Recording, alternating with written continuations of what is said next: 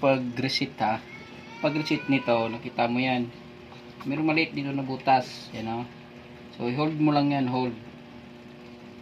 Hold mo yan until nga usa na lang ang power ang magawas. So, pag isa na lang ang magawas, yun na siya tagtangon. Yan. So, mag-reboot na yan siya. Mag-reboot.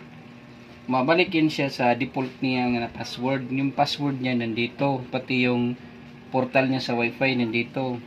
Balik niyan ganyan. Ganyan yung pag-reset. So, hintayin mo rin yan bumalik. Babalik ulit yan eh. So, pag bumalik na yan, may signal na yan dun sa cellphone mo. So, yung default niyan, yung una niyang portal dito na wifi o password. Dito yung mga wifi niya, password dito. So, balikan mo sir kung yun talaga kung makakabalik yung read loss. Pag hindi nga, i-report natin yan.